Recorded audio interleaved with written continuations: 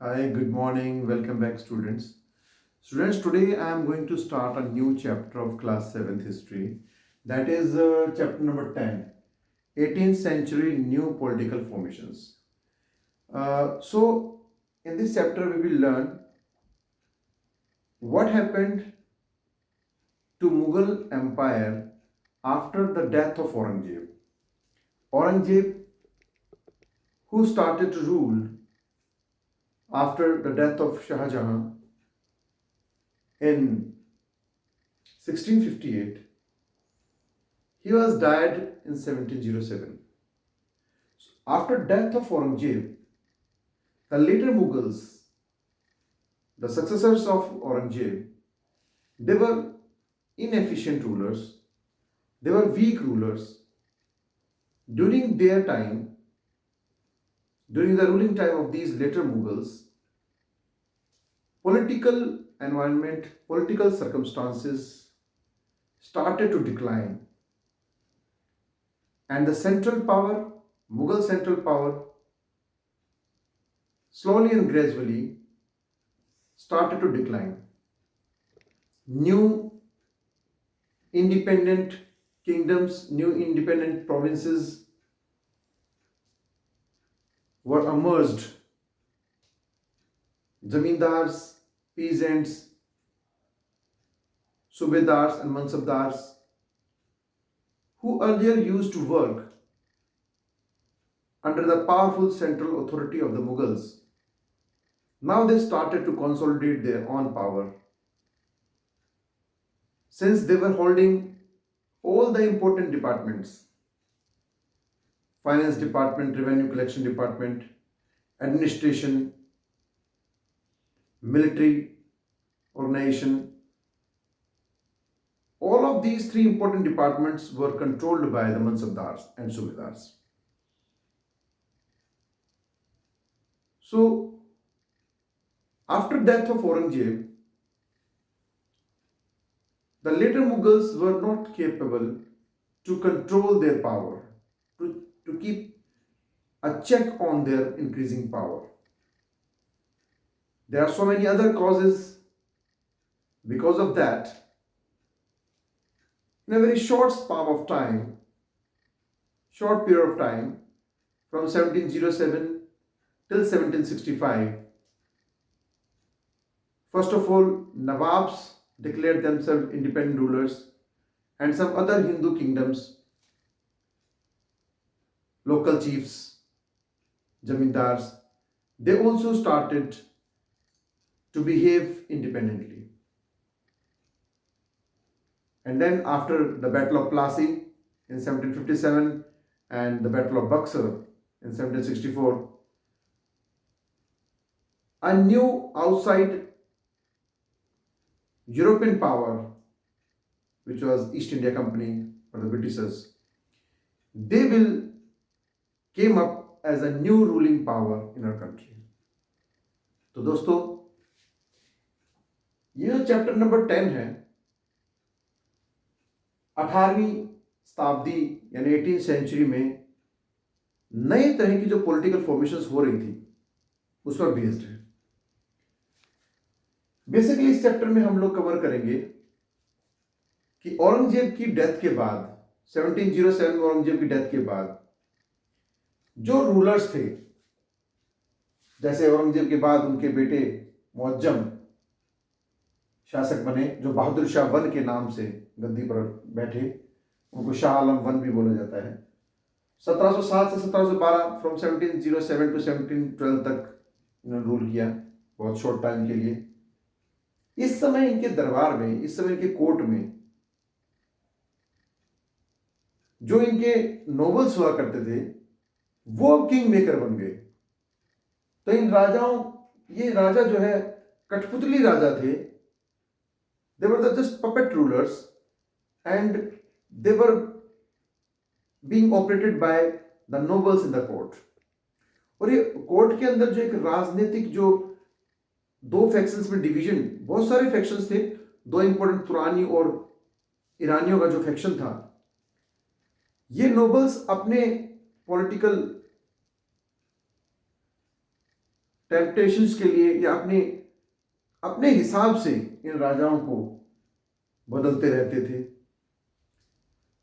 तो इस समय ये जो बाद के मुगल एम्परर हैं, ये तो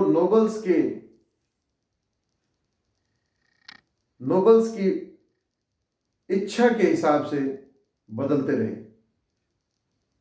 मुअज्जम के बाद मात्र 1 साल के लिए जहादार शाह को मुगल एम्परर बनाया गया। फिर फर्रुखशियार 5 साल के लिए फर्रुखशियार मुगल बादशाह बने। मोहम्मद शाह रंगीला, ये लगभग 20 साल तक इन्होंने रूल किया, 20 साल तक इन्होंने रूल किया। उसके बाद अहमद शाह, आलमगीर, शाह आलम, ऐसे करके थोड़े थोड़े समय के लिए मुगल एम्परर आएंगे और इस समय मात्र नाम मात्र के बादशाह बन के रहेंगे। They are very weak rulers. तो आज के इस लेक्चर में, इस चैप्टर को हम शुरू करने जा रहे हैं। आज के इस पार्ट में मैं आपको वो कारण बताना चाहता हूं जिसके कारण जो लेटर मुगल्स थे या औरंगजेब की डेथ के बाद जो मुगल्स थे वो वीक हो गए, उनके हाथ से सेंट्रल पावर कमजोर हो गई।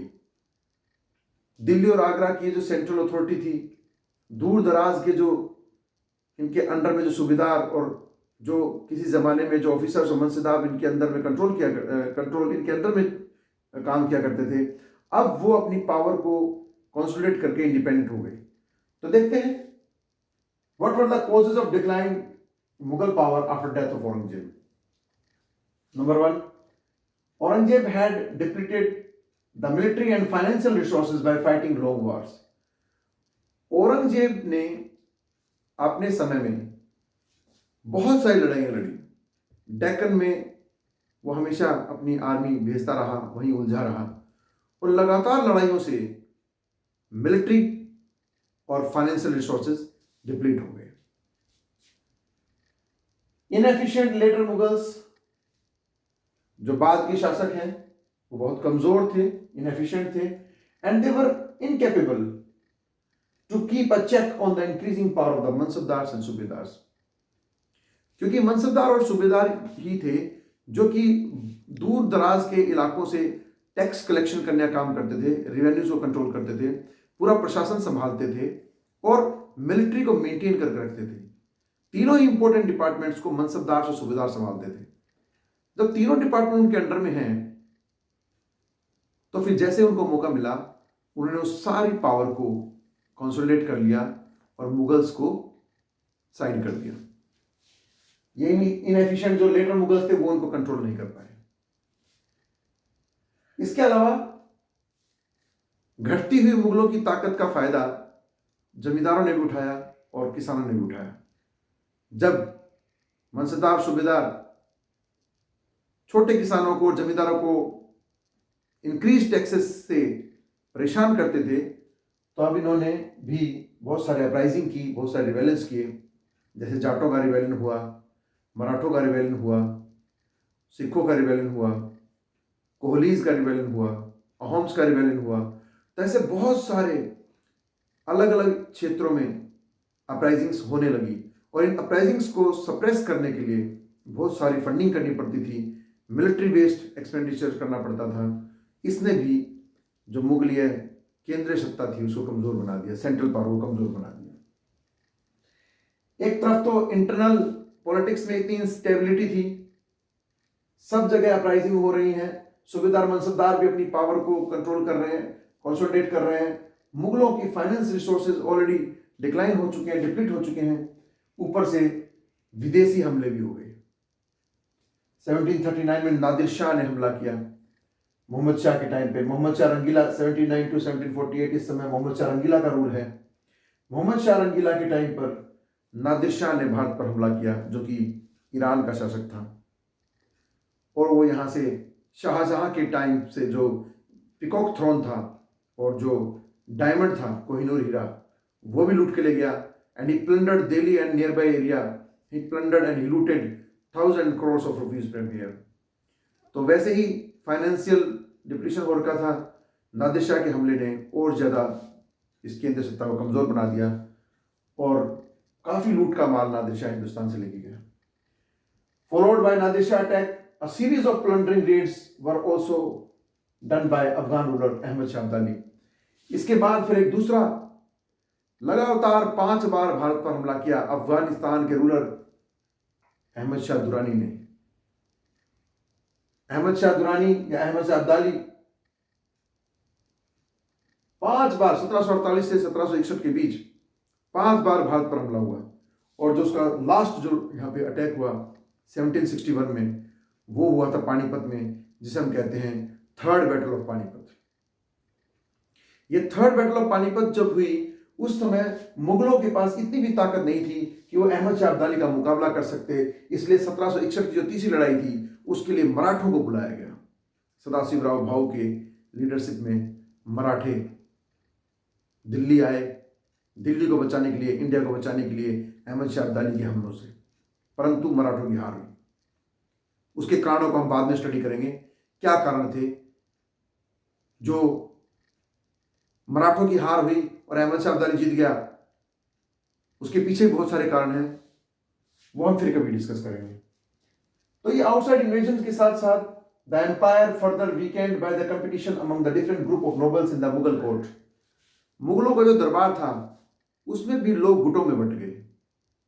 जो तुर्क से आए हुए मुगलों के साथ, जो तैमूरिड डायनेस्टी के साथ जो तुर्किस्तान से आए हुए जो नोबल्स थे, उनका अलग ग्रुप बन गया, हिंदुस्तानियों का अलग ग्रुप बन गया, अफगानियों का अलग ग्रुप बन गया, और तुरानीज का अलग, ईरानीज का अलग, ऐसे करके बहुत सारे झुंड बन गए। और वो झुंड जो थे वो आपस में ही राजनीतिक, उनके बीच में डिफरेंसेस, आइडियोलॉजिकल डिफरेंसेस क्रिएट हो गए। तो अस्थिरता आ गई राजनीति के अंदर। सेंट्रल, अब मानिए सपोज हमारी जो इंडियन गवर्नमेंट है, उसके अगर कैबिनेट मिनिस्टर्स या गवर्नमेंट ही खुद आपस में डिसीजन मेकिंग ना कर पाए और खुद ही वो एक दूसरे आइडियोलॉजिकल डिफरेंसेस से लड़ने लगे, तो फिर देश नहीं चल सकता। तो कुछ ऐसा ही हुआ। ये जो रूलर्स थे, इनकी कोर्ट में जो ये बहुत सारे इनके एडवाइजर्स हुआ करते थे, जो अलग अलग डिपार्टमेंट्स को लुक आफ्टर करते थे, इनमें गुटबंदी हो गई और इनकी गुटबंदी का शिकार हो गए। इनका ऐसा आलम था, देखिए इस तरह की गुटबंदी हुई कि जो शाह आलम थे, शाह आलम जो बादशाह था, नोबल्स ने उनकी आंखें फोड़ दी, उनको अंधा कर दिया। अब राजा की इतनी ताकत भी नहीं बची थी, राजा को पकड़ के उनकी आंखें फोड़ दी गई। इस तरह का पावर डिक्लाइन हो चुका था मुगल एम्परर्स का। तो ये तो कठपुतली शासक रह गए बस। अब नोबल्स की पावर ज्यादा बढ़ गई और पानीपत की तीसरी बैटल में इन्हें बचाने के लिए मराठों को सामने आना पड़ा। तो ये सारे कारण हैं जिनसे 18वीं सेंचुरी में न्यू पॉलिटिकल फॉर्मेशंस हुए और नए नए इंडिपेंडेंट स्टेट्स बनने शुरू हो जाएंगे। तो आज की इस वीडियो में हमने वो सारे कारण डिस्कस किए हैं। We have discuss all the important causes for the decline behind which were behind the decline of later Mughals power, central authority of Mughals। तो ठीक है दोस्तों, अब अगले वीडियो में हम लोग पढ़ेंगे कि जब मुगलों की पावर डिक्लाइन हुई तो उसके बाद नए राज्य कौन से उभर के आए, इंडिपेंडेंट स्टेट्स बने। तो ठीक है, मिलते हैं दोस्तों, सी यू।